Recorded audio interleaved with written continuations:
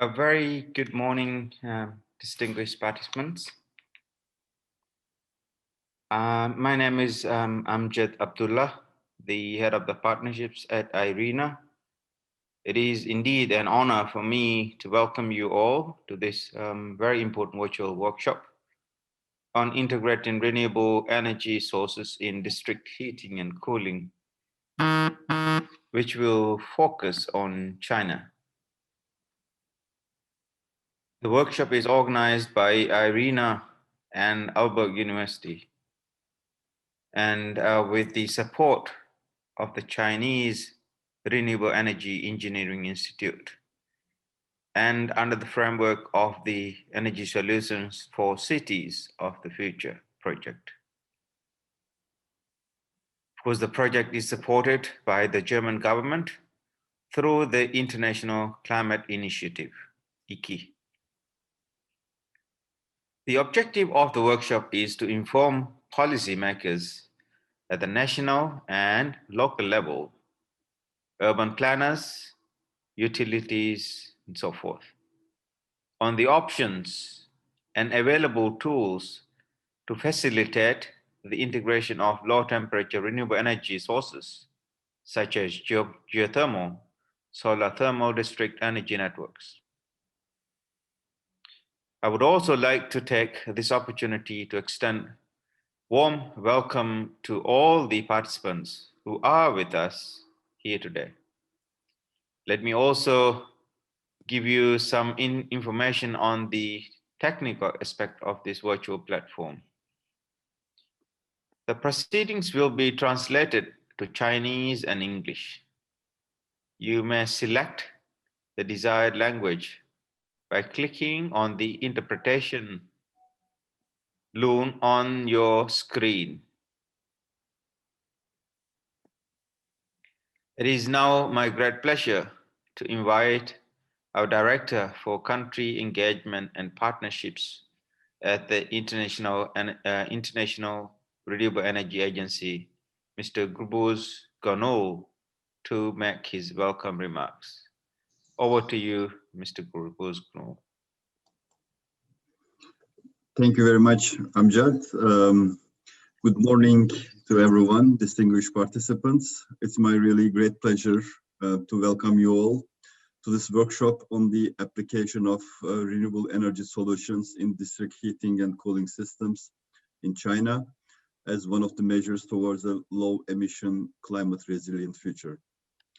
The event is organized under the umbrella of Global Geothermal Alliance, which is an IRENA initiative providing a global platform for enhanced cooperation and coordinated action among governments, industry, and other geothermal stakeholders for scaling up geothermal deployment globally.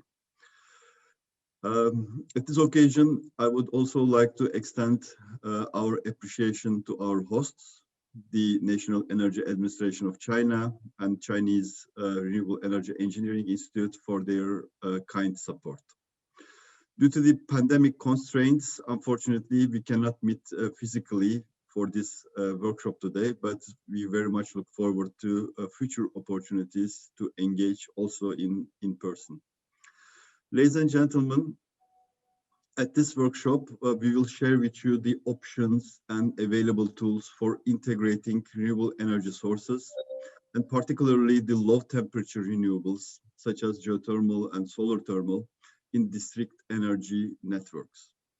As many of you are already aware, the need for clean energy solutions in the cities is an urgent priority for many countries and local administrations that are looking to meet their climate and sustainable development commitments.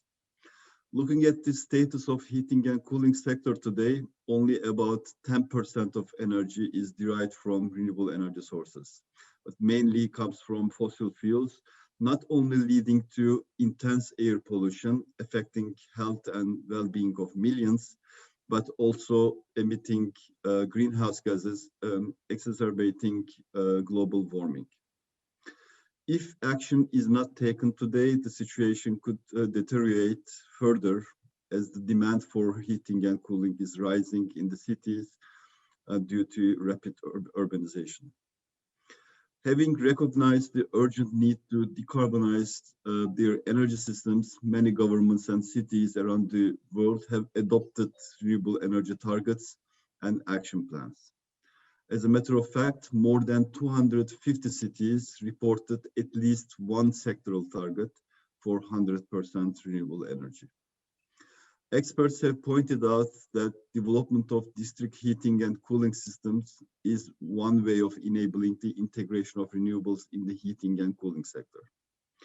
IRENA projects that if necessary action is taken, renewables could constitute up to 77% of energy supplied through the district heating energy systems by 2050, up from only 8% in 2017.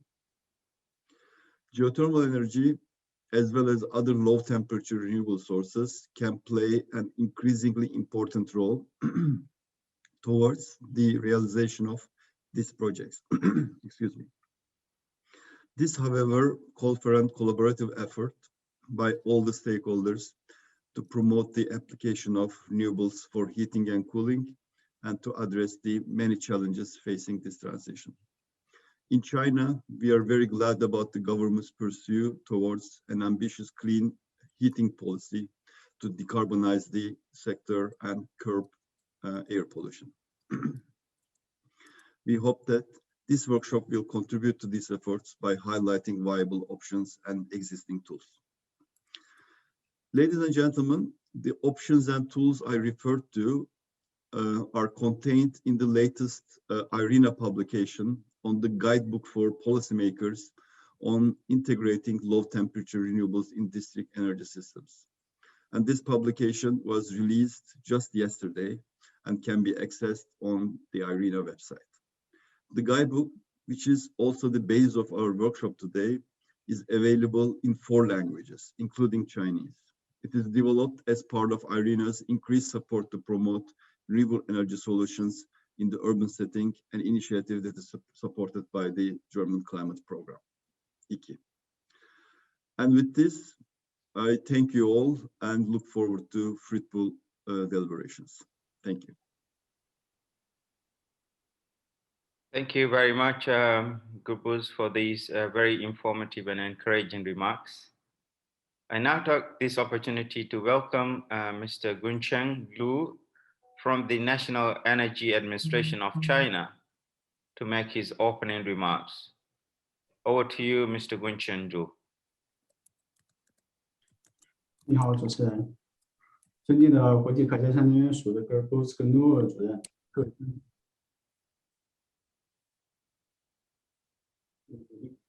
大家早上好。首先，请允许我代表国家能源局新能源司，对参加 IRENA 和水电水利规划设计总院联合举办的在集中供热和供冷系统中整合可再生能源线上研讨会的各位代表和嘉宾表示热烈的欢迎和诚挚的问候。近年来，随着生态优先、绿色发展的发展理念逐步深入人心，大力发展可再生能源、加快能源转型发展已经成为全球共识。2020年9月，习近平主席在第75届联合国大会的一般性辩论上提出，二氧化碳排放力争于2030年前达到峰值，努力争取2060年前实现碳中和，为中国能源发展描绘了新的宏伟蓝图。在鼓励倡导可再生能源发展利用的发展形势下，利用可再生能源供暖成为中国调整能源结构、应对气候变化、合理控制能源消费总量的迫切需要和完成非化石能源利用目标、建设清洁低碳社会、实现能源可持续发展的必然选择。中国政府始终高度重视可再生能源供暖产业的发展，在加强大气污染防治、打赢蓝天保卫战的时代背景下，以地热能、生物质能、太阳能为代表的可再生能源供暖方式，成为北方地区冬季清洁取暖规划2017到2021年的重要内容。4年多来，通过扎实推进，清洁取暖工作取得明显成效。截止2020年供暖季，中国北方地区冬季清洁取暖率已经达到了70%。为指导各地进一步做好可再生能源供暖相关工作， 2021年1月，国家能源局发布了关于因地制宜做好可再生能源供暖相关工作的通知。通知对推进可再生能源供暖提出了具体的要求和配套支持政策。一是要科学统筹规划相关工作，合理布局可再生能源供暖项目；二是因地制宜推广各类可再生能源供暖技术，充分发挥各类可再生能源在供暖中的积极作用；三是继续推进试点示范工作和重大项目建设，探索先进的项目运行和管理经验；四是进一步完善政府管理体系，加强关键技术设备研发支持。在通知的推动下，相信中国可再生能源供暖产业将进入高质量发展的新阶段。多年以来，国际可再生能源署与中国政府在开展大量富有成效的可再生能源领域国际交流合作。本次线上研讨会是围绕可再生能源供暖智能主题，进行理念、政策、技术、案例充分交流和思想碰撞的宝贵机会。希望中外专家畅所欲言，为中国可再生能源发展多提宝贵意见建议。大家携手合作，一起为能源绿色低碳转型发展、全球气候治理做出应有的贡献。最后，衷心感谢参加会议的各位专家代表和组织主办方，预祝本次可再生能源集中供暖制的线上研讨会取得圆满成功。谢谢大家。Thank you very much, Mr. Gunshan Lu, for your very encouraging remarks and thoughtful thinking towards a very long-term, low-carbon development pathway. Thank you very much. We will now go to the next agenda item, presentations by our distinguished speakers. Over the course of the workshop, we will have 4 sessions of the presentations. As indicated by Mr. Gubuz Gunul in his welcome remarks, the workshop is based on IRENA's publications titled Integrating Low Temperature Renewables in District Energy Systems, Guidebook for Policymakers, which can be accessed on the IRENA website. The scene-setting presentation for each session will present a key topic of the guidebook and will be complemented with case study presentations on the same topic by various speakers. I do encourage you all to participate actively in the workshop by speaking and asking questions during the question and answer time at the end of each session.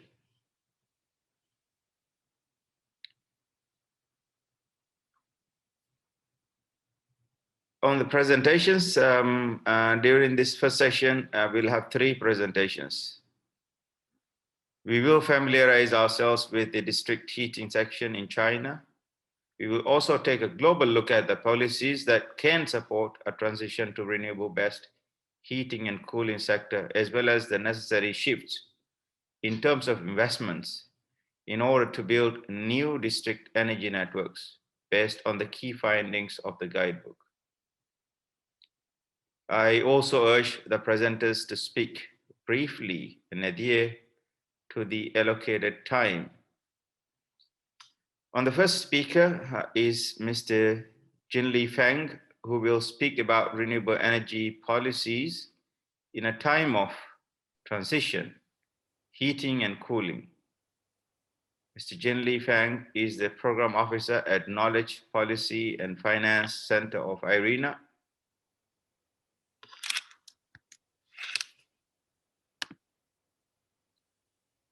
Which he joined in March 2018. His research work has focused on policies to deploy renewable energy in end use, including heating and cooling, transport, as well as policies for renewables in cities.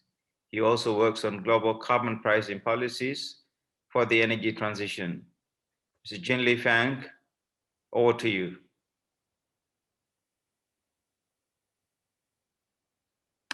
Thank you very much, Hamza.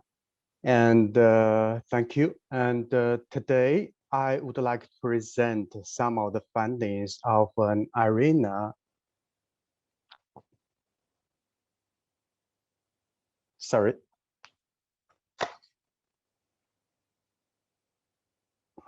1 minute.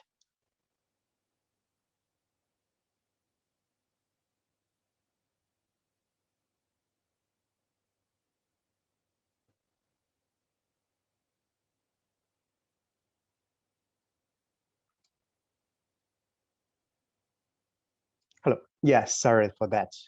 And today I would like to present some of the findings of the IRENA, IEA, and REN21 joint report, Renewable Energy Policies in a Time of Transition, Heating and Cooling, which was launched in November 2020.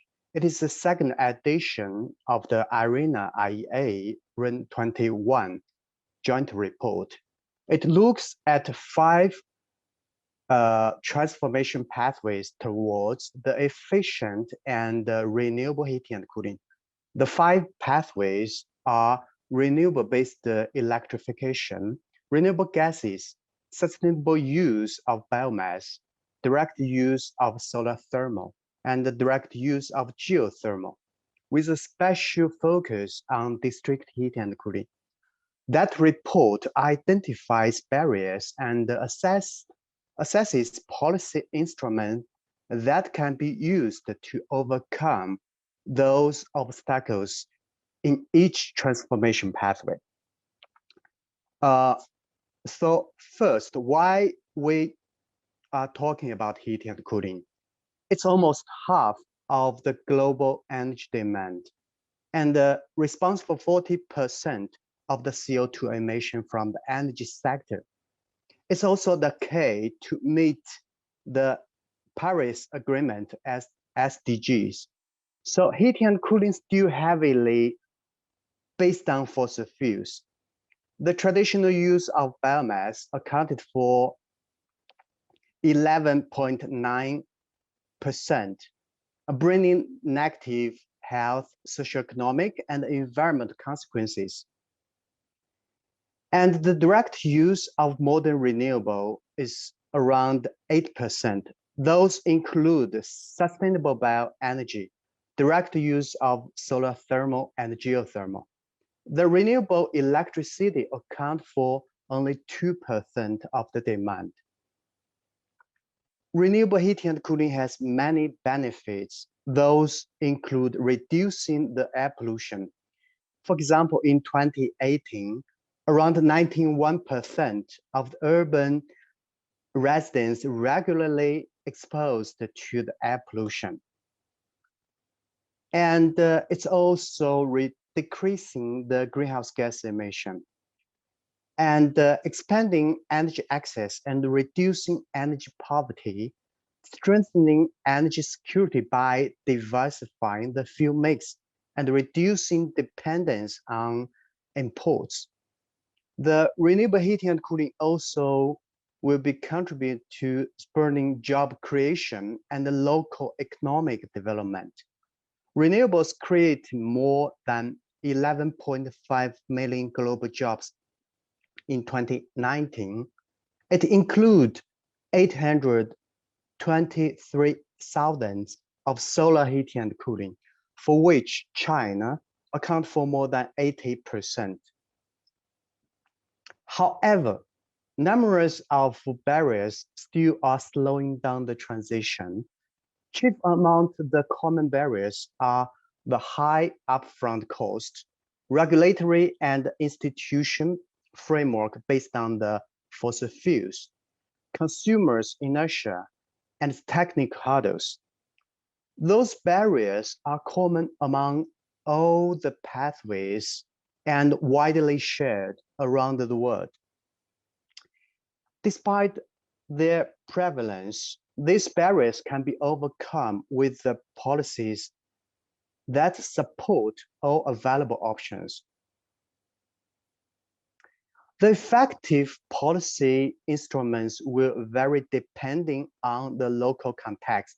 For example, the climatic conditions, existing infrastructure, and available resources.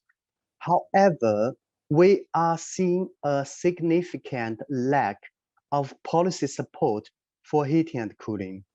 There were only 49 countries had the renewable heating and cooling targets in 2019, mostly in European Union, compared to 166 countries with targets on renewable power. So the total number of countries on heating and cooling policies actually declined in 2019. So for a heating and cooling transformation to take place, policies are urgently needed at all levels of governments. The technology exists and policies are ready to be put in place.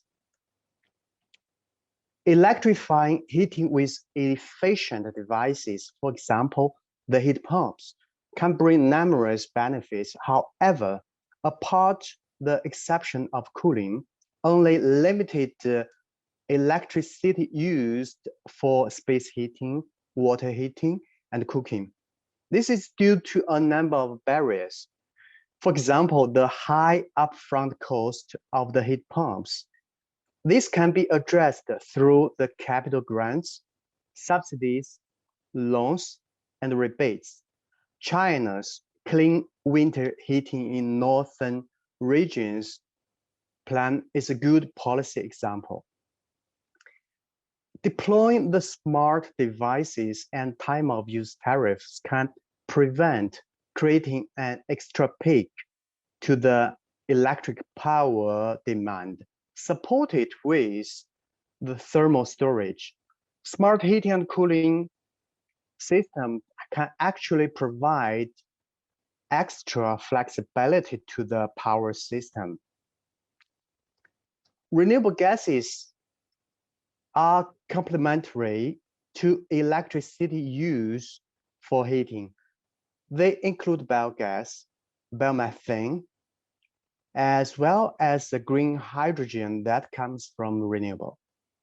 Around more than half of the biogas is used for cogeneration, commercial heat, and buildings. Another 11% is upgraded to biomethane that can be directly injected to the existing gas grid. Even biomass can be competitive with fossil fuels in some cases. Generally, policy instruments are needed to close the cost gaps with fossil fuels. A key instrument is renewable energy gas injection targets. Biogas for heating has huge potential by utilizing the existing infrastructure. Green hydrogen can help to decarbonize the hard-to-abate heating uses, especially for industries. IRENA's latest report, Green Hydrogen, a guide to policymaking, identifies 4 key policy pillars for countries to deploy the green hydrogen. Those are the national strategies, establishing policy priorities, guarantee of origin scheme, governance system, and enabling policies.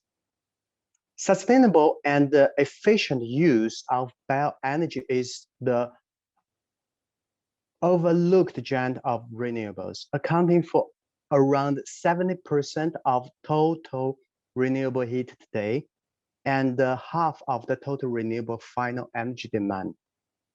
With use both in industry and buildings, dedicated policies are needed to address the cost and market barriers. Examples can be found in Italy, France, Brazil, and India. Sustainable criteria is another key aspect, such as those in the European Union, requiring minimal levels of life cycle emission benefits compared to fossil fuels. Direct use of solar thermal heat at around 7% of total renewable heat worldwide. Mostly are used for domestic water heating, large system for agriculture, agri-food, and district heating. China is a global leader on this, hosting around 70% of world capacity at the end of 2018. Policy examples such as grants, fiscal incentives, Preferential loans can be found in Tunisia, Rwanda, and Lebanon. Solar thermal can contribute to district heating, for example, in Denmark. I think more examples will be introduced by our speakers later today. Direct use of geothermal heat accounted for only 3% of the renewable heat today, but with great potential.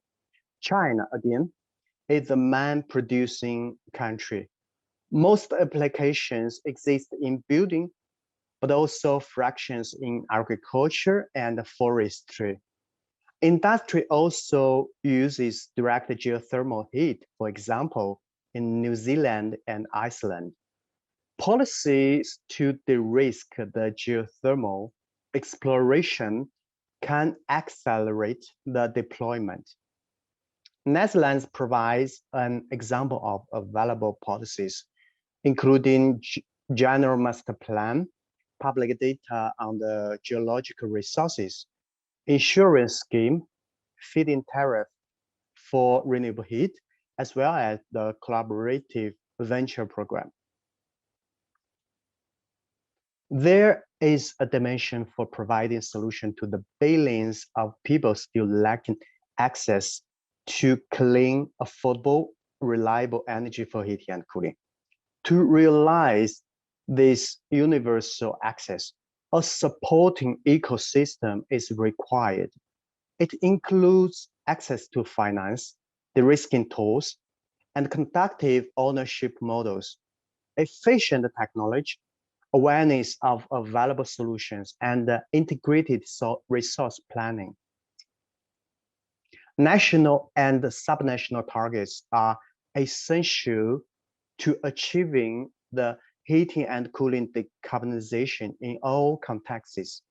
More than 12 countries and the European Union have passed or proposed the targets to achieve the net zero emission, including China. The net zero emission may not immediately feasible for all economies, but the renewable heating and cooling ambition expressed in the national determined contributions remain very low and must be raised. Targets need to be translated into a long-term integrated energy plans that coordinated with needed infrastructure.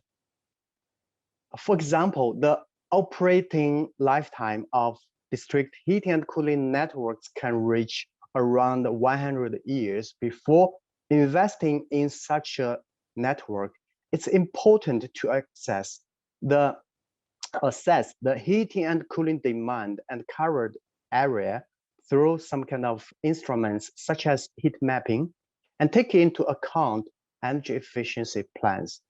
The integrated plan need also coordinated with other sectors such as building and transport.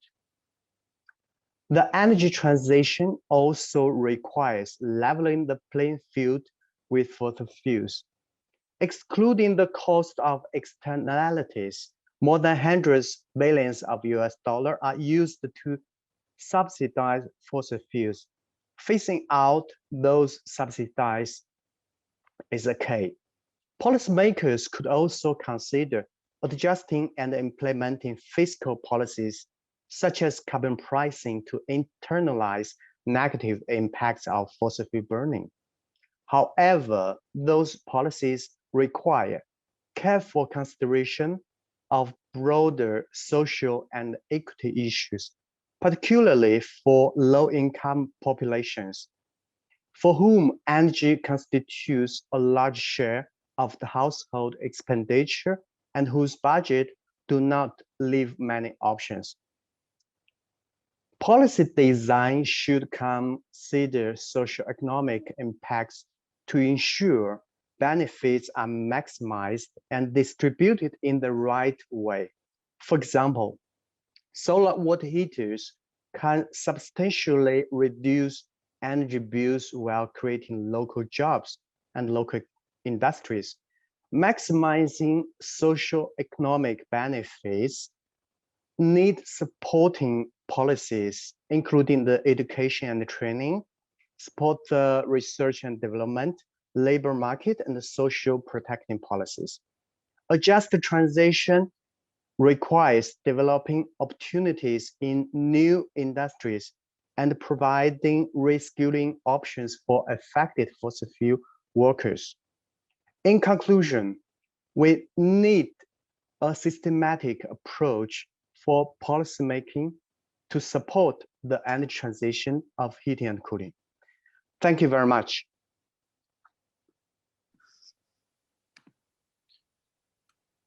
Thank you very much, Jen Li Feng, your presentation. The next speaker is Professor Jianjun Xie, who will present an overview of district heating and cooling in China.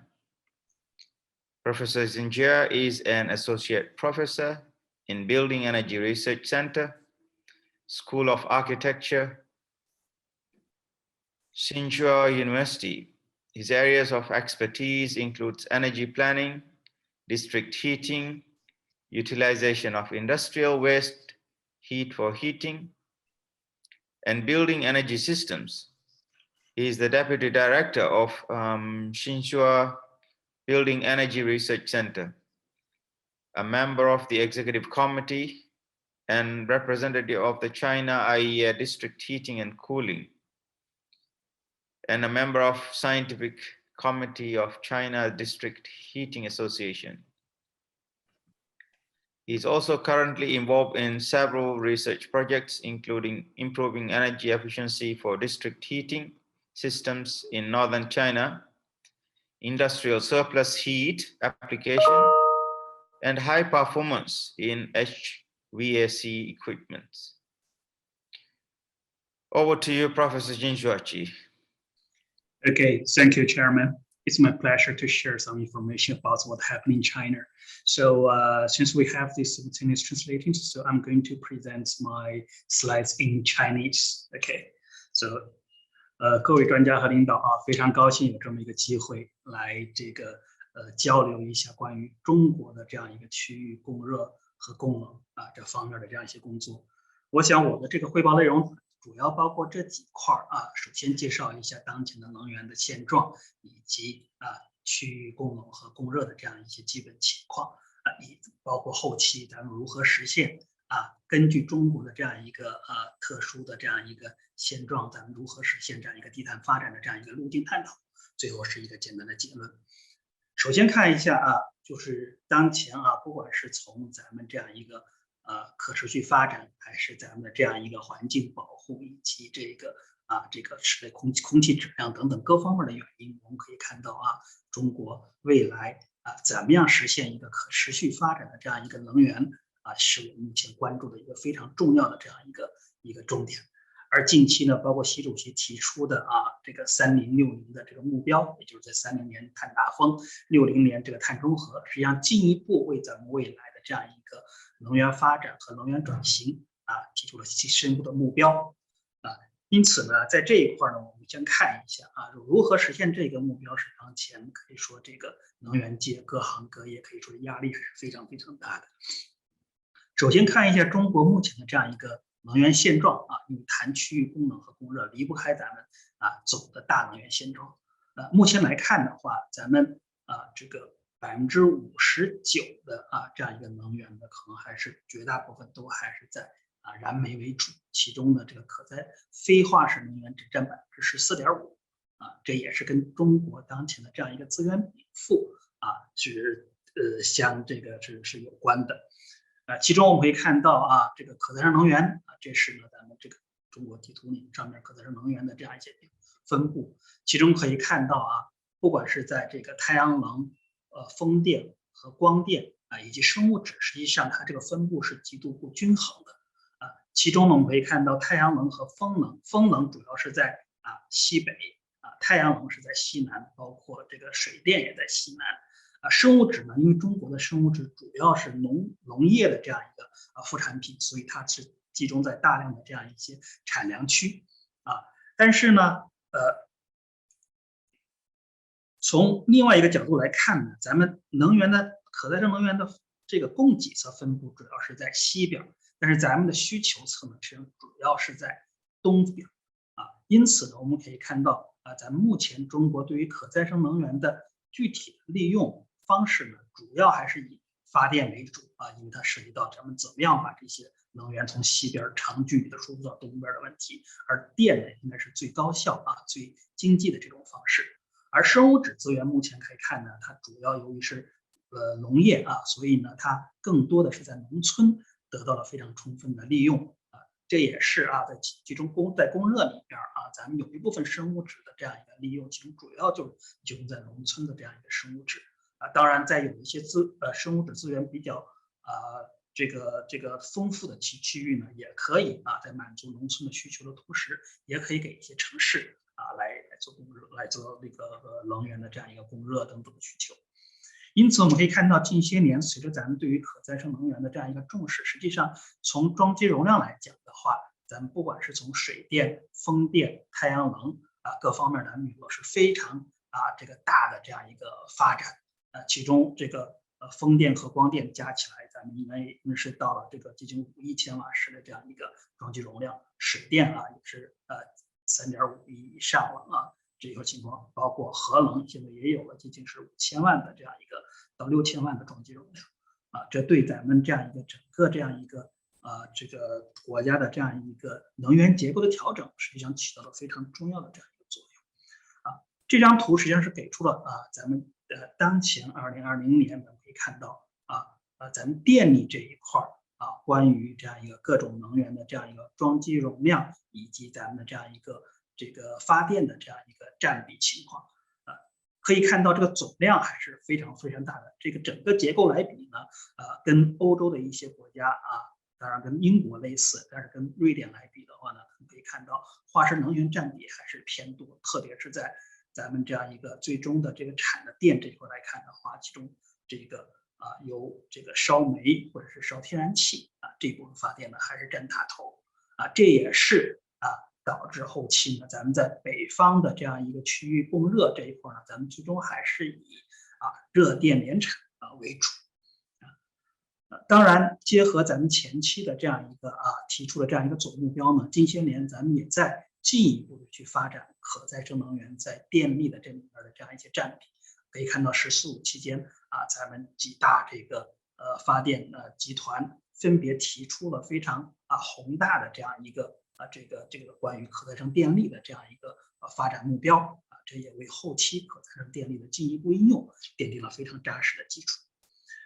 前面谈完了这样一个能源的现状，咱们再看一下这个集中供热的现状目前呢，在北方地区我们可以看到，北方地区城镇的集中供热面积是140多亿但其中呢，咱们集中供热实际上已经接近80%以上了所以现在呢，大概是应该是在110亿左右当然，我们可以看到咱们还是以化石能源为主，其中45%是电联产，还有32%是燃煤当然还有其他的一些包括燃气咱们可再生能源占比是非常小主要是生物质为主。当然也提到了咱们现在的可再生能源主要是以电为主，在直接用在这个城镇集中供热里面的比例还是比较少的但是近几年呢，随着咱们推行这样一个清洁供热的发展，可以看到已经起到了非常长远的这样一个进步。咱们室外的这样一个空气质量已经比以前好了很多，主要是在推行一些化石能源的这个清洁利用这一块从咱们这个17到21年的当时发改委10部委发布的这样一个清洁供热指南，我们可以看到实际上跟咱们近阶段包括未来的这样一个发展这一块还是相对吻合的。包括大力发展工业余热，以及生物质供热、太阳能，还有这个地热能等等。当然，在这里面也提到了一些关于清洁燃气以及清洁煤的这样一个利用从这个空气质量的控制来看的话，这些都没有问题。但是从未来咱们考虑这样一个低碳发展情况下这些呢，我们觉得在未来应该也要想到一些替代方案或者是一些解决途径。那么怎么样实现咱们这样一个供热的这个低碳发展呢？我们觉得第一位的应该就是降低供热的这样一个需求实际上从近几年来看随着咱们这样一个建筑的这样一个节能指标体系的进一步完善，咱们的这样一个供热的需求建筑的需求量实际上是在逐年降低的。从以前的这样一个非力节能建筑到近期的这样一个3步节能建筑，咱们的这样一个能耗实际上是热量需求比以前降低了接近80%这也为咱们后面进一步的通过可持续的能源，包括可再生能源去解决供热需求，奠定了非常扎实的基础这觉得一直是我们首先要做的工作。那么从另外一个角度来看呢，就是说咱目前呢有2条这样一个路径，结合咱们未来的这样一个能源结构的这样一个调整咱们来看，这2张表呢实际上是分别给出了咱们这个相关的这样一些这个研究机构给出的是2017到2025年关于中国的这样一个电力结构的这样一个调整。我们可以看到在需求侧这一块，因为中国目前还属于发展中国家，咱们未来从经济各方面的发展情况来看，咱们肯定能源需求量还是在进一步增加，不管是从工业、建筑还是交通等等各方面但是在这里面呢，我们可以看到从供给侧这一块呢，可再生能源咱们也有非常长远的这样一个发展途径。可以看到包括这个水电由于现阶段已经这个发展的余量不大所以呢增长幅度较小。但是从风电和这个太阳能来看的话，未来必须要有长远的这样一个发展这样才能真正去实现咱们这样一个可持续发展。当然在这里面呢，就是说大家也在探讨核能的这样一个利用，它也是实现低碳的一个非常好的手段。现阶段中国的这样一个核电的发电比例是2%左右未来呢我们可能希望它要发展到10%左右这样的世界平均水平。因此在核电在这方面呢应该会有一些发展当然在这个技术路径里面，我们可以看到考虑到未来大量的这样一些可再生电力的纳入怎么去实现它的这样一个这个消纳怎么去调咱们这样一个可再生电力呢？咱们必须还有一部分这样一个这个电厂燃煤和电厂去实现这样一个电力的调峰因为从这点来看的话，因为中国现在所有的这样一个火电，它的这样一个平均寿命才10年左右我们觉得现在直接把它全替代掉的话，实际上也是一个重大的浪费。因此在保持现有的这样一个体量情况下，把它用来作为可再生电力的调峰，还是能够起到一定的作用的因此在这种情况下的话，如果还存在火电厂进行调峰的话，因此热电联产应该是作为咱们供热的这样一个非常重要的这样一个组成部分当然这里面还有一些关于生物质制气、生物燃料等等，这都应该是作为咱们未来的这样一个集中供热的一个非常重要的这样一个热源。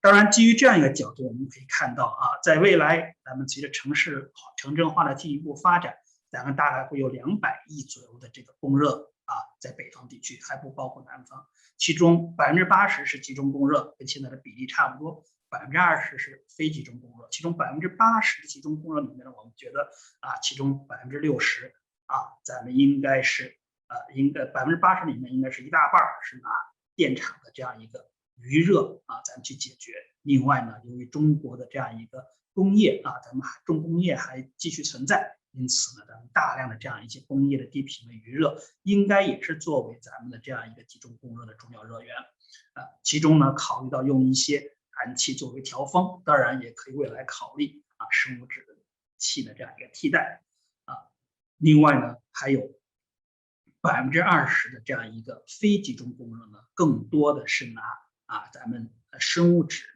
这个为生物质电力来支撑这样的接近是40亿平米的这样一个面积。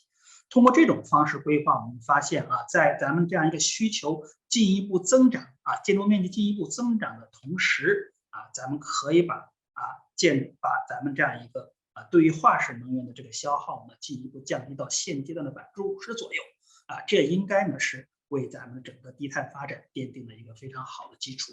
但同时也看到我们还有50%还有大量的这样一些这个燃煤的电厂热电联产，因此呢还在排碳，所以未来的这一块碳要达到碳中和呢，可能必须要通过其他的这样一个途径去实现，包括碳捕捉等等其他的这样一些技术。从现阶段来看的话呢，这些东西已经在咱们很多地方得到了一些应用包括咱们长距离的这样一些输送的技术以及这个大温差的这样一个这个技术的应用，实际上使得咱们很多这样一些余热、电厂余热包括工业余热都能够在城市的这个供热管网体系里面得到非常好的应用。现阶段也有很多城市都有非常具体成熟的案例也给咱们奠定了非常好的这样一个基础当然，这里面需要解决的就是因为电厂它燃煤电厂、火电厂，它最主要的目的还是给咱们的这样一个可再生电力来做调峰因此在冬季如何实现这样一个既调峰又满足供热的这样一个需求呢？咱们必须要有一些技术上的创新包括咱们提到的这样一个热电协同通过储热的方式去解决既调电力同时呢又不影响咱们的这样一个供热另外呢还有一个就是核电前面提到了其实核电现在呢大概是5000多这个兆未来呢咱们可能需要进一步发展。实际上我们初步按照未来的这样一个发展，例如以咱们这样一个东北，包括胶中半岛，还有这样一个大连这个区域来看的话这个区域里面未来如果咱们有大概是这样一个这个1亿千瓦的这样一个这个核能的电厂的话，实际上它基本上是能解决咱们接近30亿平米的这样一个供热面积，占到咱们整个北方地区集中供热面积的咱们应该是20%左右，所以这个潜力还是非常非常大的。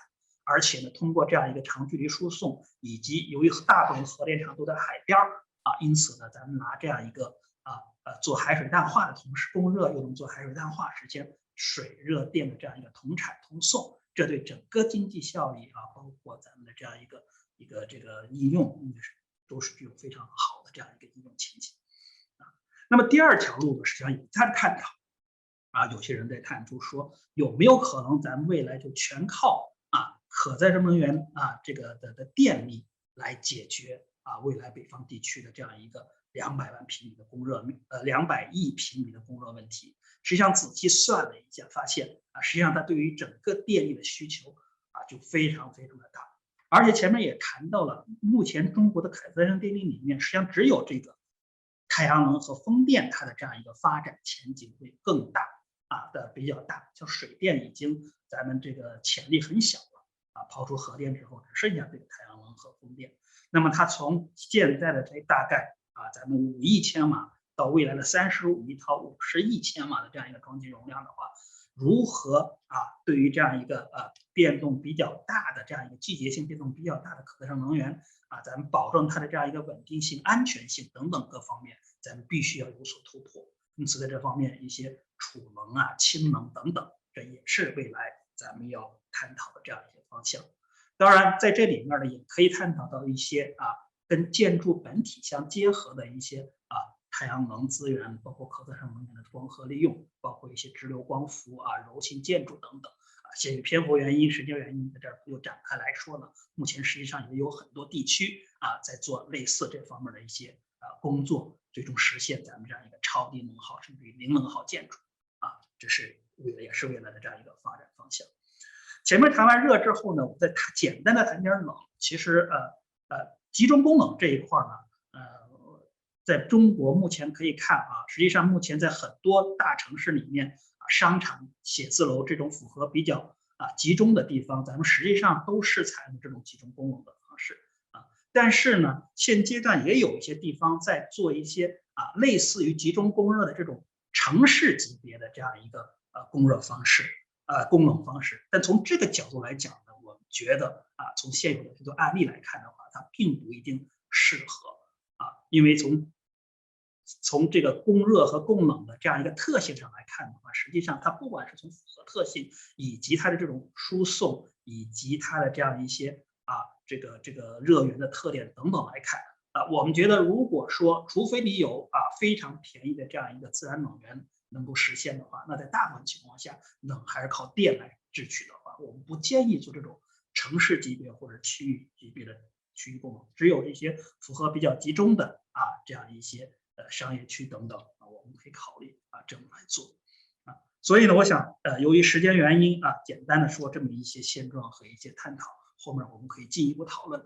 总的来说呢，我觉得未来中国的这样一个这个低碳这个发展路线以及碳中和的这样一个目标，咱们还具有非常有很大的潜力，但同时呢也有很大的这样一个压力。我们也是希望未来咱们更多的和欧洲的一些国家进一步的交流合作因地制宜制定咱们中国的未来的技术发展路线。好，我的报告呢就这么多，谢谢大家。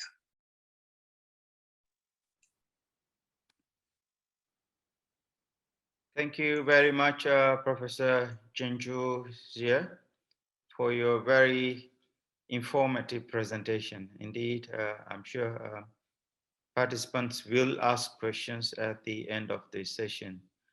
The last speaker for this session is Professor Brian Van Mathieson. He will speak about enabling low temperature renewable district energy in cities. Professor Brian Mathieson is a professor in energy planning and renewable energy systems at Aalborg University. He's also one of the leading researchers behind the concepts of smart energy systems and electrofuels. He is on Thomson Reuters High Cities list, a global list of top 1% cited researchers. A member of EU Commission Expert Group on Electricity Interconnection Targets in the EU, and principal investigator of Renewable RE-Invest and SE Energies project. His research focuses on the technological and socio-economic shift to renewable energy, large-scale integration of variable resources, and the design of 100% renewable energy systems. Professor Van Mathieson, over to you, Professor. Good morning, and thank you very much for your kind introduction. It was most interesting for me to follow our Chinese delegates' presentation earlier, and I'm very positive to see the good development in renewable energy deployment, as well as the good development within district heating. Also, the focus on district heating is the utmost importance, in my opinion, to achieve a decarbonized system for China in 2060. Today, I will present the knowledge we have gathered together with Irina on enabling low temperature renewable energy district heating in cities. And I have here my slides in Chinese, but I will be speaking in English. Let's see here. So the heating is something that is often debated quite a lot.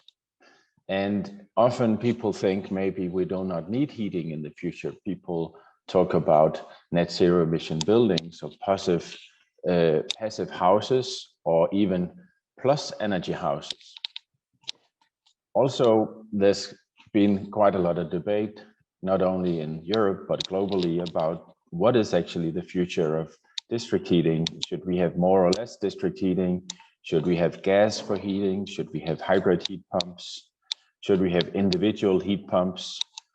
And also, if we change the heating, do we need less district heating compared to today, or more district heating compared to today?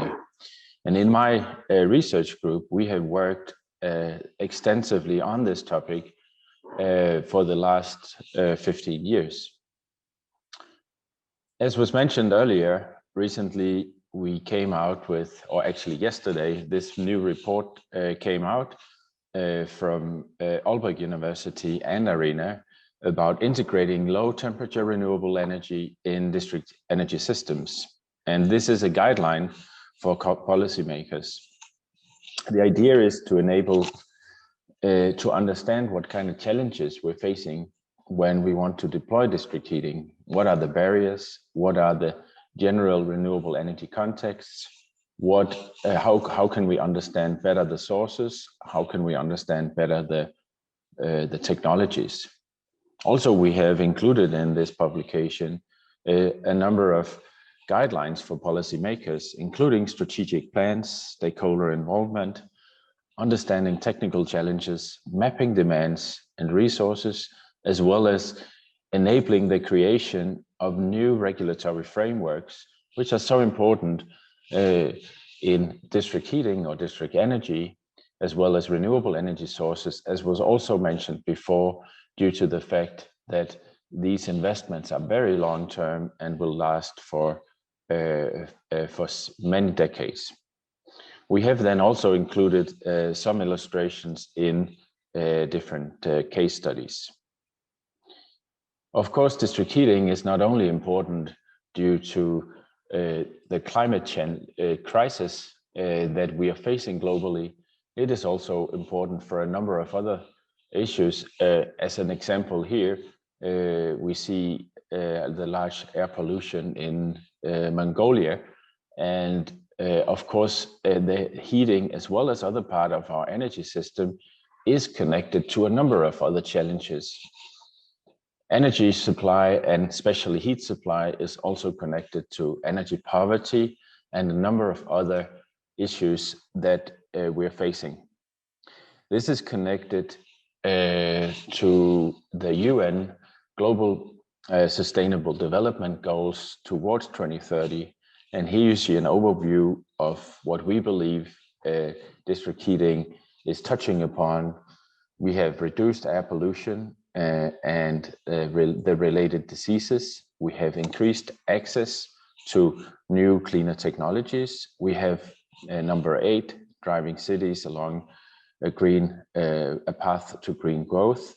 We have number 9, acting as a backbone towards more sustainable infrastructure. We have number 11, contributing to a resource efficient and resilient city. And of course, number 13, contributing to a decarbonized heating and cooling system. So district heating is really an enabler to solving a number of the challenges we're facing, not only globally, but particularly also in China.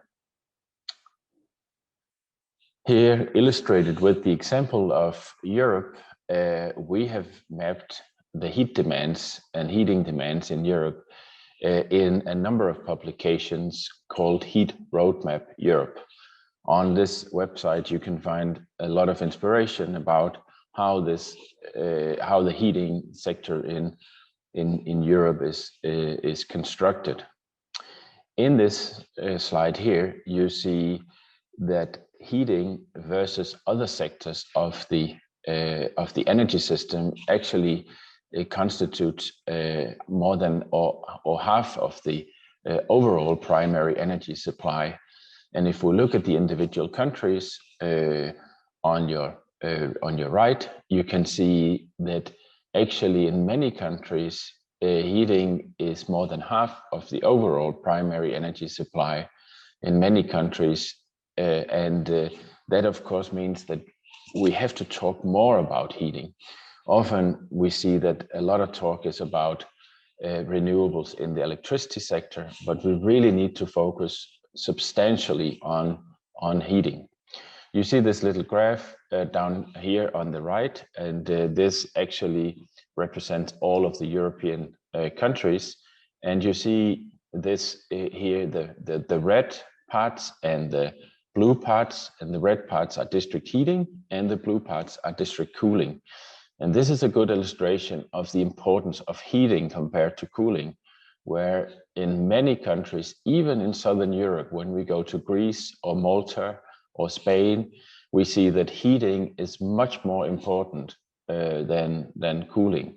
So this is just to say that we need to solve both, but heating is really a major challenge here. As was mentioned earlier, we can see that there are a number of incentives for renewable energy, but that many of these incentives are focused on the power system. or the transport system. And very few actually are focused on heating and cooling. And as was also mentioned, a lot of this focus is on is within the European context.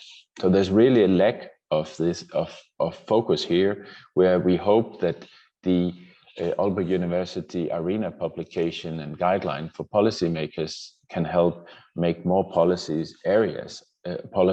measures on this area. In our research, we use GIS mapping, and in this mapping, we have found some very peculiar things, even within the European context, where there's no real reasons why we do not have more district heating across Europe. Here is Copenhagen, where we have almost 100% renewable or 100% district heating for 1.5 million people, whereas in London, which is comparable on the same longitude, we have London, where we have almost no district heating. And if we go to the south of Europe, we see the same when we compare the low amount of district heating in Rome compared to the high amounts in Bucharest. So for sure, it's not a physical or technical reason that we have less district heating. It must be a regulatory and policy measure difference that we see. In our research, we try to learn from all of the 27 EU country regulations, as well as the 10 other European country regulations when we look at district heating. And here on the first graph, you can see the amount of district heating district heating areas in Europe. Here you see the different sources of waste heat in Europe, which is deployed like this. And here, for example, we see the amount of solar thermal in Europe. And of course, you cannot say that there's any technical or physical reasons for these large differences across Europe. It must be regulatory differences. And this is what we have tried to look at in our research. When we look at heating and buildings, we really find that it's important to distinguish between three areas. We need to look at the thermal performance of buildings, and buildings really need a good building envelope. And in the European context, the building envelope on average should be between maybe 80 and 100 kilowatt hours per square meter. Then we have the building operation and behavior. We see that even the same house with different families can have very different consumptions. And this is where we need some smart meters or some information for the inhabitants of the buildings in order to make sure that you use the building also with a low energy consumption. And then, of course, we have the third element, which is the new energy supply mix. And here we have district heating, and then we have the individual heat options, and I'll come a bit back to that. And this is all illustrated in this other publication called Future Green Buildings. We believe with this research, we can say we should not, with existing buildings, try to go to a passive house standard. We should rather look at the building envelope and go towards maybe 40 or 50 kilowatt hours per square meter, and then connect to renewables and district heating. If we look at the different countries in the European context, we can see that district heating is an enabler for renewable energy. The higher the amount of district heating we see, the higher the amount of renewable energy we see. But also we see that the higher the amount of natural gas you have in the mix, the lower the amount of renewable energy we have. On this map on your left, you can see the UK and the Netherlands are at the lowest of the renewable energy share due to the fact that they have almost 100% natural gas in their energy mix. We believe we need to change our energy system towards a smart energy system where our connections between the different units in the energy system is much more complex than what we see today. We have several different sources, including geothermal, wind power, and PV. We have a conversion system with a lot of renewable energy, electricity, but also with some kind of combustion of or some kind of backup for power plants when we have no wind. We have large-scale heat pumps, and then we have the different grids going towards heating and cooling, but of course also going towards mobility, going towards the electricity sector. In the future, we need to focus on all of these elements here, and we believe an enabler to be able to focus on the parts of heating and also this more integrated approach of the energy system is a strategic heating and cooling plans. We need to be able to identify clear policy drivers and identify the main stakeholders. And these can be the leading local authorities, but actually in order to enable local authorities to be a stakeholder, the national government needs to provide some kind of targets and some kind of enabling market mechanisms, such as, for example, feed-in tariffs, but also such as low interest rate loans for the local community. So at the national level, we need to set a good governance and regulatory framework to set the direction for the implementation of the entire energy system and set out the role for district heating in decarbonization and sustainable development. This is of course connected to the fact that district heating is inherently a technological monopoly and a local monopoly, and has to be treated and regulated as such, and should be careful not to regulate this as a free market infrastructure. You can have a free market supply of heating into the district heating system, but to the ownership of a district heating system should be considered a natural monopoly and a critical infrastructure. Of course, this also requires an upgrade of the skills of the workforce, including those involved in the renewable energy technologies and the markets of district heating. We need to be able to develop local strategic heating and cooling plans to determine what kind of stakeholders will be involved and where. And also we need to facilitate a public acceptance in the transition to district heating, and particular renewable energy-based district heating. And this is achieved by including citizens, practicing transparency in the pricing mechanisms, and raising awareness of the merits of district heating and renewable energy systems.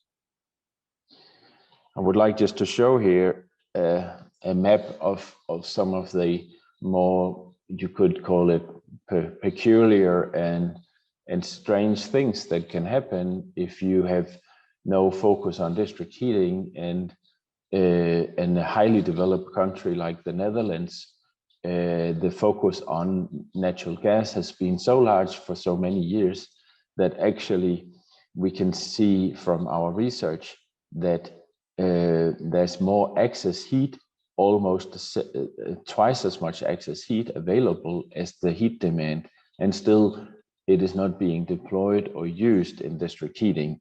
And of course, this is something you can better see once you start going local and understanding your local context.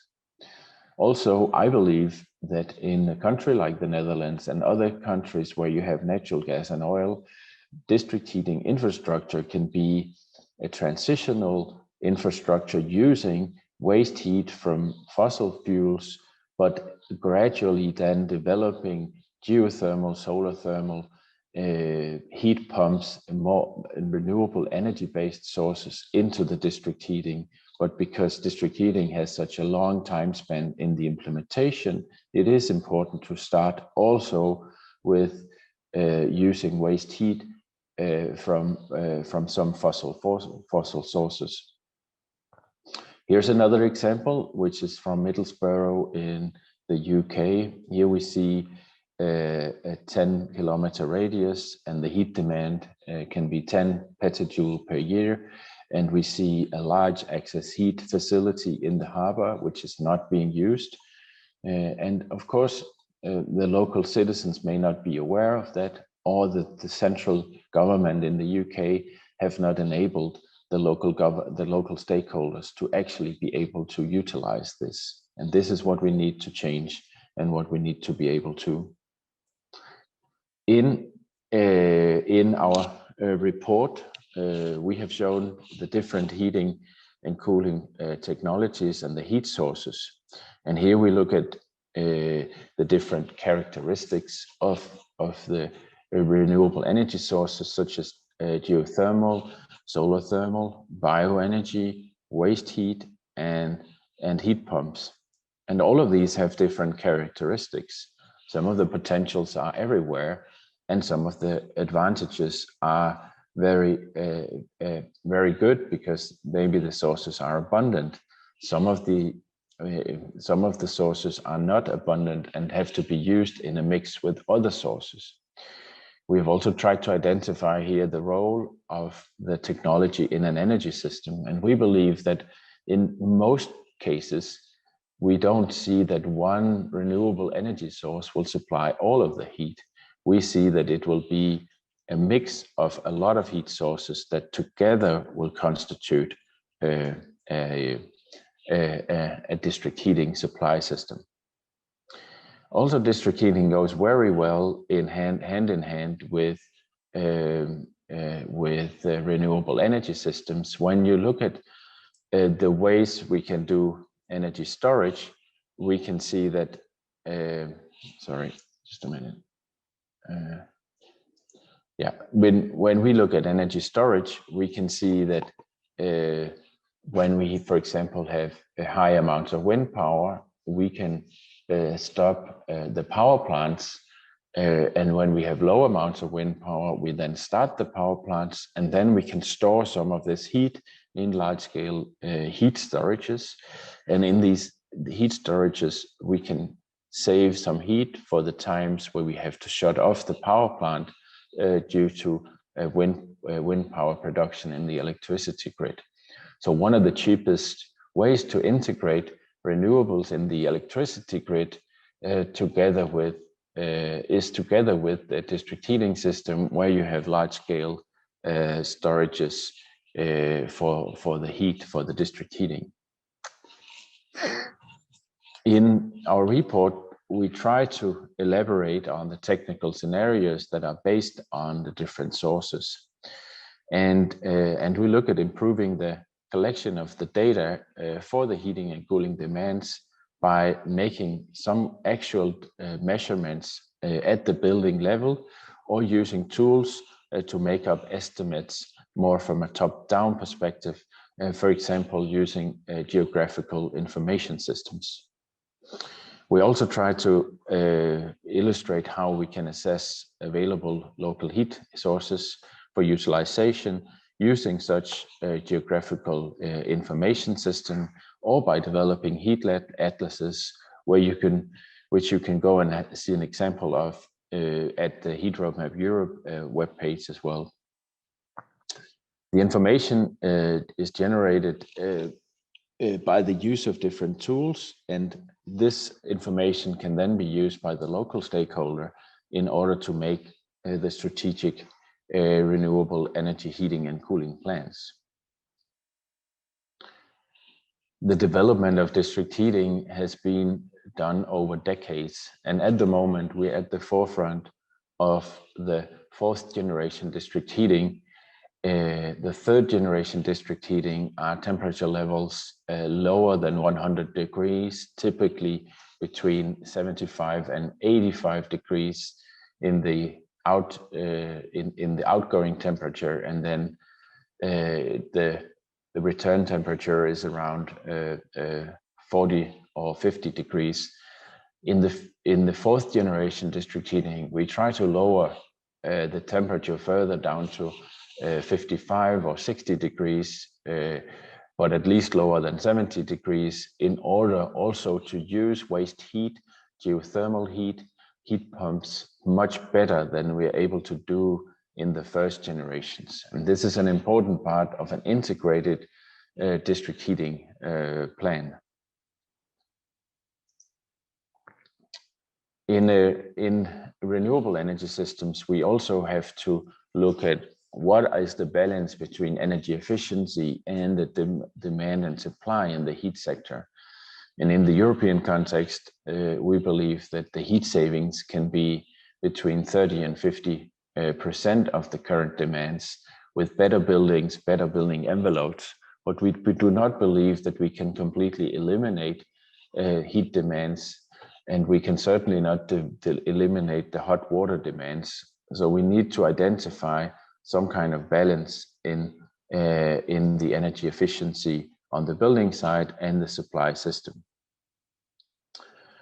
So when we look at the different parts of the energy system, we want to transfer the existing building stock with a high heating and cooling demand, implement energy efficiency measures, and come over to a more ideal situation with an efficient building.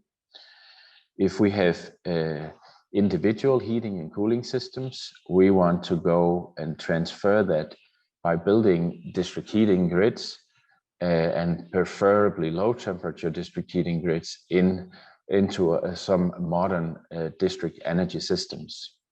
If we have fossil fuel systems in district heating, we want to change this, of course, to renewables gradually over into this ideal situation. In the areas where we cannot use district heating, which are mostly areas where you do not have a neighbor, in these areas a heat pump is a good idea. But we do not believe we should use biogas for heating, hydrogen for heating, or any such options where you have too much waste on an individual basis and where you do not have abundant resources. The integrated district heating strategies and plans should try to encourage the changes towards the modernization of the networks and include building renovation plans to achieve a more optimal performance, both on a technical level and a socioeconomic level. We need to try and align the development of district heating and energy efficiency. For example, you can look at different neighborhoods where you can implement energy efficiency measures in actually rather a few houses, and then actually reduce the temperature levels in the district heating areas while keeping most of the buildings as they are in the initial stages. In any case, there should be a focus on decreasing the operation temperatures, both on systems that are already there, but also within new systems. This can be done at the building level by introducing a different control system, redesigning the heating equipment, retrofitting with energy efficiency in the building envelopes, or redesigning the domestic hot water systems and substations. In the networks, we can change the insulation, the pipes, we can incorporate different temperature boosting technologies such as heat pumps. We can encourage measures, institutional measures to ensure good lower return temperatures from the individual buildings. So there's really quite a lot of possibilities here. And when we look at the different sources, we can see that these gain quite a lot of momentum if we have also a lower temperature level demand. But we do see some challenges within all of the renewable energy sources for district heating. Some of the main challenges that are across geothermal, solar thermal is the high investment costs. And here, of course, we need to enable better ownership schemes and better investment schemes. For geothermal, there's a risk of drilling failure, decreasing productivity over time, or risk of scaling and corrosion. And for solar thermal, we can see that there's a constraint of how much we can actually deploy compared to what the demands are. We also have, for waste heating, a challenge, of course, of how sustainable it is. On the other hand, do we really want to waste even unsustainable heat, or do we want to use that to build the infrastructure? We try in the report to look at some of the possible solutions for each of these technologies, where we try both on a technical side but also on a regular side to understand what measures we can take to solve some of the challenges. As I mentioned earlier, a complex supply system is actually most likely a cheaper supply system. And we see that different sources have different roles over time. Typically, you will see waste heat and geothermal have a more constant level of production, which is then limited by the summer demands. Also, mostly industrial waste heat, you will see a more constant flow. The power plants and the heat pumps using renewable energy sources can be operated more flexible, because you can combine this with thermal storages within the district heating system, enabling quite a flexible operation that fits with the end demand for heating, but also enables you to integrate more renewables into your supply mix. In the report, we have a few examples included of this, and here is one example of a plant where you have no operation in some hours. Then you have a boiler operating, or a CHP plant operating, or a heat pump operating. And then down here you see the thermal storage, where you can see sometimes it's filling up and sometimes it's emptying if the units are not operating. So there's a number of sources we can try to integrate here. In the report, we have tried to promote the utilization of local renewable energy sources by trying to look at the challenges locally. And here we emphasize the need to build a capacity on the renewable energy projects, both the skills but also the technical understanding of these. And also we try to encourage the use of best practices and knowledge from elsewhere in order to have a more cost efficient and sustainable utilization. As I mentioned before, we can see that actually thermal storage is quite a cheap way to integrate renewable energy. Here we have a comparison between energy storages across the different sectors. We can see that electricity storage here is actually the least efficient of the storages. Here you lose at least 30 or up to 50% of the electricity in a round trip if you want to have electricity back on the grid. Whereas if you store in heat, you have virtually no waste or no losses. And of course, if you store in gases or liquid fuels, the losses are very, very low. The cost differences are that electricity storage is maybe 100 times more expensive than thermal storage, which is 20 to 50 times more expensive than gaseous storage, which is 2 to 5 times more expensive than liquid fuel storages. So of course, if we want to integrate renewable energy in the electricity system, it is a good idea to use the district heating system as a help on this. There's also a scaling difference. A local heat storage of 160 liters is magnitudes more expensive than a 4 cubic meter storage, which is magnitudes more expensive than these storages with thousands of cubic meters of hot water. And this goes to say that thermal storages in district heating is a very cheap option compared to individual storages. And I would also say, if you want to have a flexible system with individual heat pumps, to have a local storage will not provide you any flexibility when you have 1 week of very cold weather or 2 months of very cold weather. The flexibility is extremely low in individual system compared to district heating system where you have several different sources. We have conducted some of the analysis with the geographical information systems in Europe and used also sources of district heating, waste heat, and renewable energy. And we can see that there's quite a large potential for increasing the level of energy efficiency in the buildings in all of the European countries. The current policies measures say 25% reductions in space heating. We believe we should have at least 30% reductions in the space heating, which means that we need to have increased annual refurbishment rates in the countries in order to do such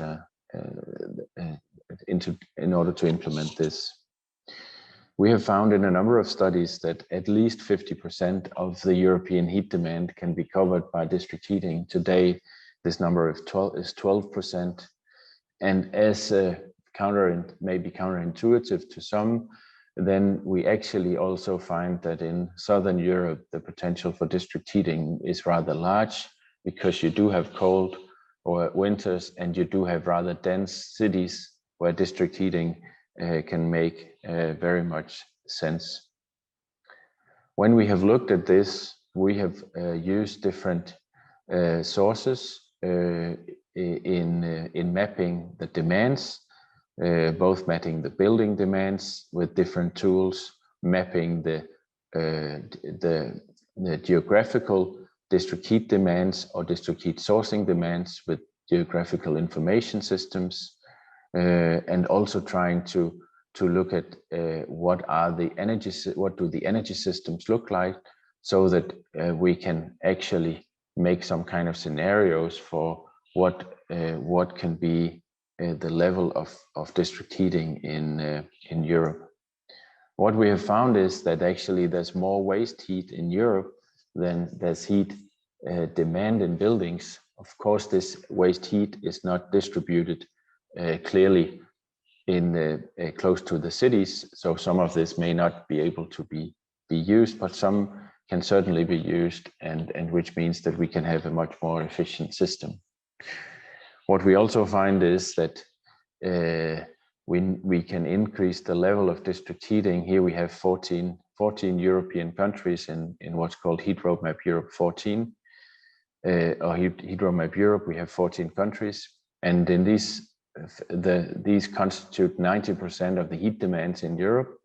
And in today we have around 10-11% district heating, and we believe we can go towards the 50% district heating in the European context.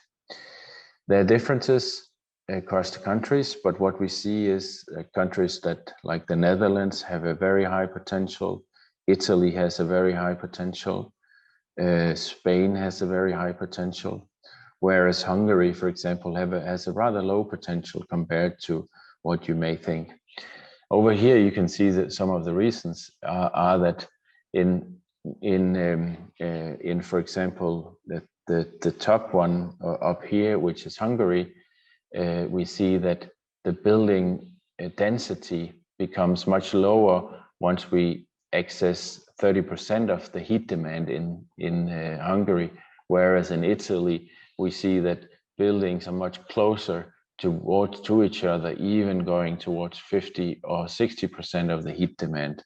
And this, of course, means something for the costs of the district heating pipelines. So there's a lot of reasons for district heating, but there's also a lot of problems. Heating is complex, it is local, it is the long-term investments, it requires very large investments, and also it's cultural. There's a lot of culture in heating and cooling in the individual building, but also in how you want to heat your buildings.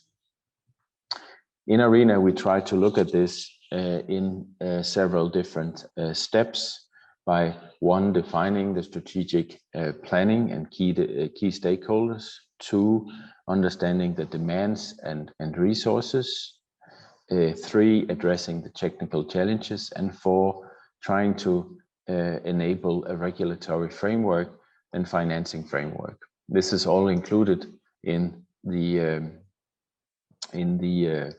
ARENA report. We can see that there's an interplay between the heating projects, the building sector, and the energy sector, but also there's a dynamic between the local regional government and the national federal governments. And there really needs to be some coordinated effort if we want to enable deployment of district heating. We need to ensure enabling regulatory conditions, supporting financial options and business models. This means that we need to consider district heating as a public infrastructure and ensure a high level of ensure a level playing field through good fiscal levers, legislation, price regulation, but also considering externalities such as the climate crisis with greenhouse gas emissions or air pollutants. We need to overcome the uncertainties associated with the demand for heating and cooling and the attraction of these large investments. And this really means that we need to understand that these are natural monopolies and they need to be regulated like that. We can include also private financing, but it is important to understand that it is critical infrastructure where you're not really able to have a large profit margin. On the map here, we try to illustrate when you have a higher profit margin, that then you actually lose quite a lot of the potential for district heating. So you need to understand the low interest rate loans are actually really very important. So we need to develop low risk renewable energy schemes. So we could see subsidies for the first plants of geothermal to enable them to penetrate the market and then gradually move into a more self-sustained system, locally owned systems perhaps. We could also see guarantees of in the risks that you have with geothermal of having having a bad drilling, for example. In any case, it's very important to have a transparent governance scheme through the ownership regulation that promotes a low temperature district heating, so we avoid energy poverty and enable a high deployment of district heating. With those words, I would like to thank you for your attention and wish you a fruitful workshop.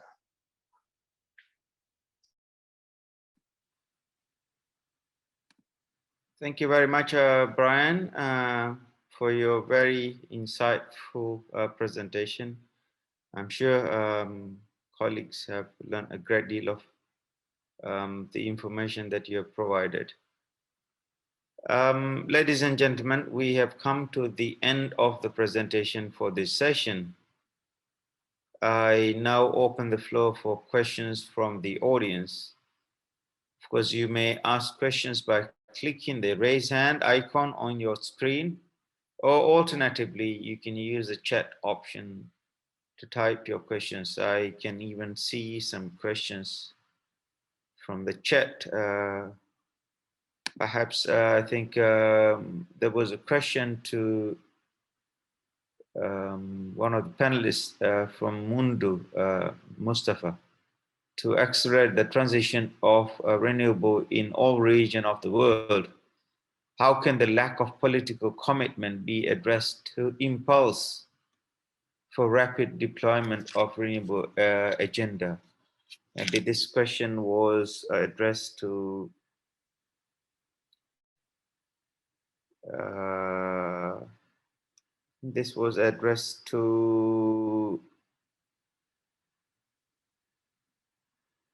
Jinlei.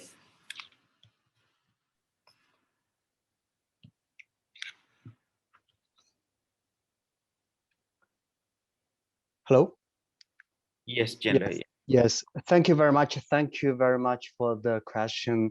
It's a very good question. Actually, lacking political commitment is the one of the major barriers that blocking the deployment of renewables.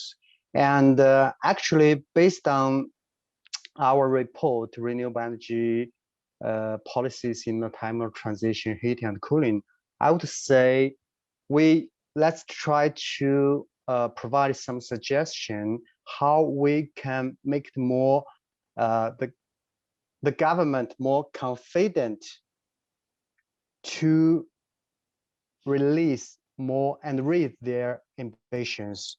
For example, some suggestion that the first is that an easy way is to integrate renewables in the national determined commitment. It's a very important way to raise your commitment to renewable heating and cooling. Actually, as I mentioned in the presentation, only 25 countries out of more than 200 committed their renewable heating and cooling in the NDCs. It's far from enough. So now the climate crisis is approaching, and how to get the low-hanging targets, for example, the renewable heating and cooling in the NDCs is one approach. And another way is to integrate renewable heating and cooling. Hello, can you hear me? Sure. Another way is to integrate renewable energy targets in the long-term planning. Actually, it's a very easy way to affirm the commitment and to get to boost the investment to the industry. So you can find a very good example from China on their 5-year planning, how the 5-year plans accelerated the renewable energy deployment in China. And third is the efforts is needed to improve the institutional structure and governance, and to make the countries more confident to commit to a more ambitious renewable targets. So, for example, more coordinated exchange of the information and the policy making between different sectors, the energy and the building and the transport, agriculture, is a very important factor. So in conclusion, there's no silver bullet, but we can try different measures and instruments to help the government to raise their commitment, more ambitious commitment to decarbonize heating and cooling. I hope this answers your question. Thank you. Thank you very much, Jinlei. There was another question also for Ziajing. As China moves to increase the share of renewable in heating and cooling, it's clear that wind and solar are expected to play a significant role. To what extent is geothermal expected to contribute in district heating?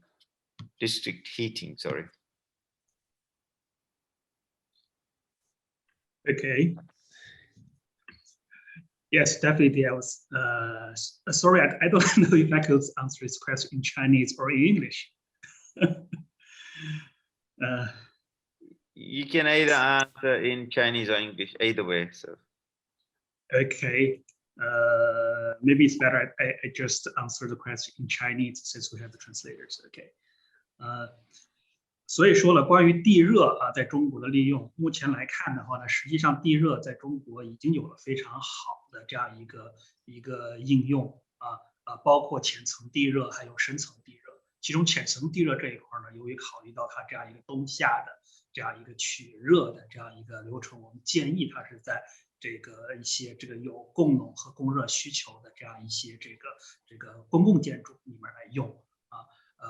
然后呢，深层地热这一块呢，更多的是考虑到未来的这样一个就是长远的这样一个可持续发展这个情况。因此呢，就是考虑到一些有些现在有各种各样的这样一个深层地热的这样一个应用方式，包括取地下水和不取地下水等等其实我们建议呢，就是说它最好是不要取地下水。另外呢，规模不宜过大，这样会对局部的这样一些地下资源的可持续发展会造成一些影响。因此，最终呢，我们在这儿呢，实际上给出了一些建议包括咱们十部委的这样一个清洁供热里面对地热这块的建议，实际上它是咱们未来可再生供热的一个非常重要的补充但是它主要是在一些例如常规的这些集中供热不能达到的地方呢，我们建议呢，它可以去做一些地热深层地热的方式来做补充简单回答这些供参考。Thank you very much. There was another question from Meng Yun to Professor Zhenju Jia and to Gongchen Lu. For both, I think, how do you see the potential and applications of seasonal thermal storage in the heating sector of China in the future? 其中这一块呢，我们觉得刚才这个 Professor Brian 也提到了这样一个，其实这个储热这一块对于未来的这样一个能源系统还是具非常重要的这样一个作用所以关于提到的这样一个季节性的供热我们觉得是在一些工业余热甚至于包括一些电厂余热这个项目性里面，实际上我们也在考虑因为很多这样一些低品位的这样一些余热，它在夏天它实际上呢没有太好的用的地方但是呢它冬天呢又是一个非常好的这样一个资源。因此针对这一块呢，实际上呢我们更多的在探讨就是说季节性储热它的这样一个经济性的问题它实际上呢，我们觉得是在未来的这样一个可再生供热或者是低频率余热供热等等这样一些系统里面，它还是有非常重要的这样一个意义的因为13.5包括14.5期间，我们可以看到咱们科技部的一些重要的这样一些研究的课题里面，实际上有这方面的一些关注谢谢。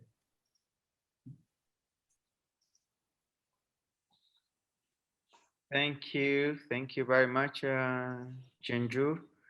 There was another question. How should China implement heat metering in order to improve and decrease the heat consumption? What is the proper policies without much resistance from the district heating consumers? This question was open to Chinese presenters as well as I think Brian. OK， 好的，非常感谢这个问题也是非常重要因为中国这一块呢，我觉得是在推这样一个热计量已经是很长时间了咱们有这个20年的历史了，但实际上现在来看的话，推的这样一个效果不是太好。我觉得最主要的原因就是在于现在的这样一种热计量呢，可能更多的是想做这种关于分付计量实际上从集中供热的这样一个提高咱们这样一个系统的效率包括各方面来讲的话，我们更建议中国来做分栋计量因为中国目前呢，在北方地区，咱们绝大部分建筑都是这种住宅楼一栋楼里面几十个或上百个用户从用热单元来讲的话，是一栋楼，它更多的是称之为一个用热单元不管是从系统形式，还是从咱们这样一个维护结构保温、降低热需求等等从这个角度来讲的话呢，实际上我们更建议流动入口处装这样一个计量，这样的话呢，它既能够提高咱们这样一个供热系统的这样一个数据通过具体的这样一些这个运行数据来指导这个优化运行。另一方面呢，实际上也能够作为一个手段来提供咱们这样一个用户他来做这样一个行为节能等等。因此呢，现阶段呢，我们觉得如果简单的直接推到用户这一块的话，实际上会带来大量的这样一个经济成本包括未来的这个表的维护成本等等更多问题因此呢，我们觉得现阶段热计量是非常重要的我们建议是走到分动计量为主这样更适合于中国的国情希望能回答这个问题，谢谢。Maybe I can supplement, Amjad. Yes. Yes. So thank you also for that a good answer, thank you, Jun. But I would like to supplement that, of course, in order to have smart meters, you need also to be able to reduce your heat consumption or regulate your heat consumption. So the smart meters is connected to the need for thermostats and the need for having a good installation within the building. Of course, you could say that it would be nice to have a building that it would be nice to have only metering on the building level, but it's actually also possible to have it on the individual consumer level. But this can then be regulated within the building by having heat density metering on the radiators in the individual apartments. So there is a potential here, but also I think the smart metering is connected to how you regulate the district heating systems. In many cases, the district heating systems are able to have or to tariff the consumers with a constant price over the year, which is not very good if you want to also implement a smart meter. So there's a connection throughout the supply chain when we talk about smart metering. Thank you very much, Brian. We've just passed over time. I know that there are very interesting questions, but I guess we can always ask questions in other sessions, but I think at least from Irina's perspective, I think it has been very useful session, and thank you for all your three presenters. We look forward to hearing from you, of course, in the chat as well. Thank you very much, and we will adjourn this, and we will come back at 13:30 hours in Chinese time for the second session. Thank you very much. I hope to see you at 1:30 p.m. Chinese time. Thank you. Thank you.